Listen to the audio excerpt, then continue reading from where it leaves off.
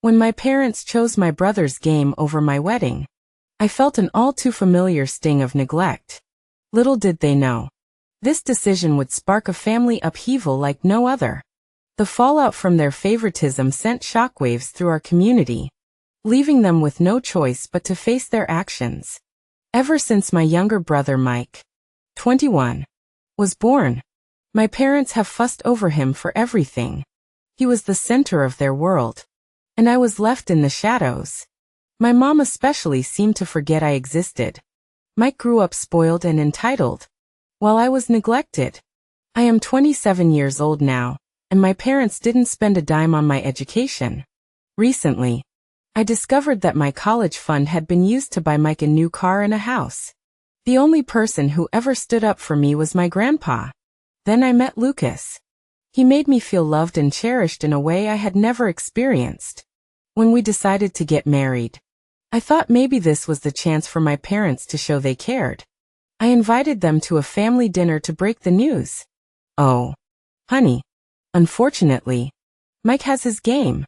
We can't come to the wedding, my mom said without a hint of regret. Are you serious? I responded, trying to keep my voice steady. This is my wedding we're talking about. You can't miss it for a game.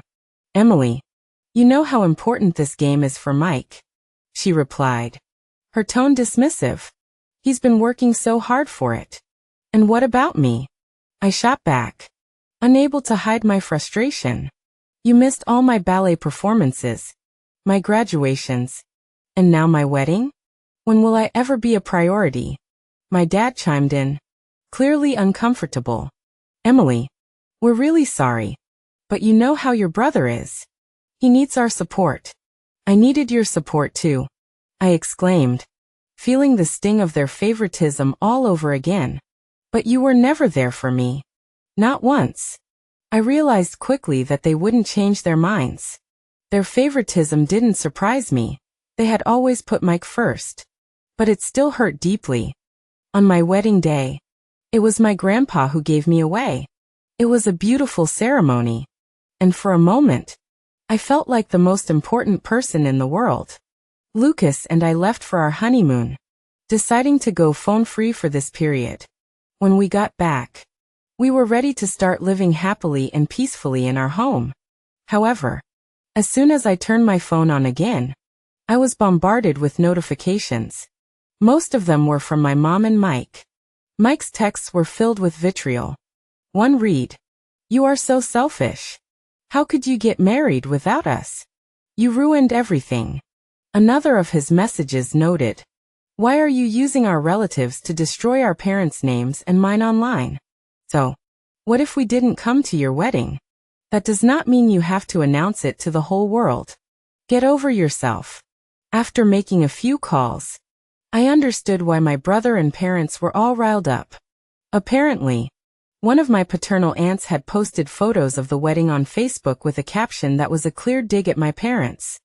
So sad some people can't prioritize their child's happiness. Wait. They can. They just chose to obsess over one child and neglect another. The post went viral within our community, and my parents faced public shaming for their mistreatment of me.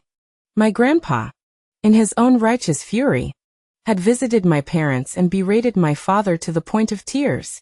This seemed to be the breaking point for my dad. He was so distraught over missing my wedding and my grandpa's disapproval that he rebelled against my mom and threatened divorce unless she made things right with me. I read my mom's texts, which started with insults and threats, but they quickly turned pitiful and full of begging. "You ungrateful child. After everything we've done for you, this is how you repay us? If you don't apologize and fix this, you'll regret it. Don't think we won't cut you off completely, Emily." Then her tone shifted. "Please, Emily. I'm sorry. I didn't realize how much we were hurting you. We need to make this right." When we settled down at home, Lucas and I sat down to discuss our next steps. "You need to do what feels right for you, not what everyone else wants," Lucas said, holding my hand. I sighed, feeling overwhelmed. But what does that even mean? Everyone has their own opinion on what I should do. Lucas squeezed my hand gently. It means setting boundaries that you're comfortable with, and taking the time you need to heal. You don't have to rush into forgiving them, or letting them back into your life completely. I just don't know if I can trust them again. I admitted, my voice wavering. Trust takes time to rebuild. Lucas reassured me. If they really want to make things right, they'll respect your pace and your needs. I decided to meet my parents in a public place for a serious conversation. We met at a quiet cafe. My mom was teary-eyed, and my dad appeared remorseful. Mom. Dad. I need to understand why you thought it was okay to prioritize Mike's game over my wedding. I began, my voice trembling with a mix of anger and hurt. Well, not just the game. Ever since he was born, you treated me like I don't exist. My mom started to speak, but my dad interrupted her. I made a mistake, Dad said, looking down at his hands. I let your mom control too much, and I see now how much it has hurt you. I'm sorry. I really am, Mom added, her voice breaking. I didn't realize how much we neglected you. I couldn't hold back anymore.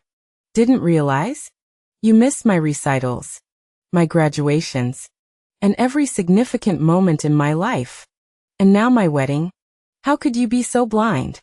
I demanded, my eyes filling with tears. My mom looked pained, but I couldn't tell if it was guilt or frustration. Emily, it was never our intention to hurt you. We thought Mike needed us more because he's younger and what? I interrupted, my voice rising. Because he's the golden child?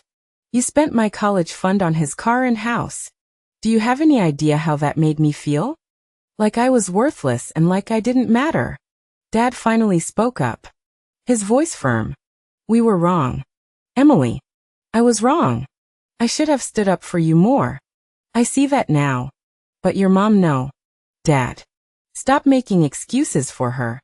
I cut in sharply. This isn't just about you. You were the one who made these decisions. You chose to ignore me, to favor Mike over me at every turn.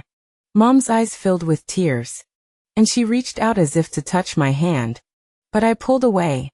I know I failed you, she said softly. I don't expect you to forgive me easily, but I want to make it right. Please, let us try. Why should I believe you? I asked, my voice barely above a whisper.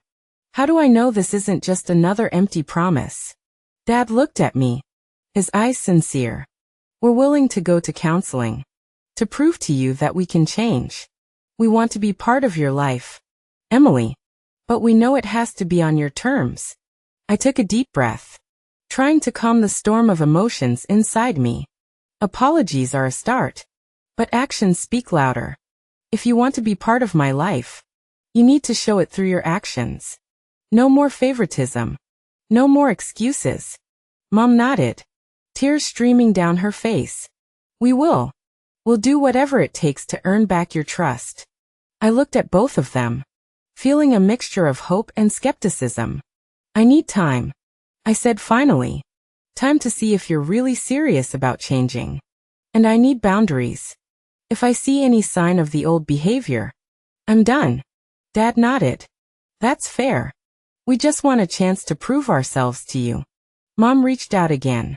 And this time, I let her take my hand. We love you, Emily. We're sorry it took so long for us to show it.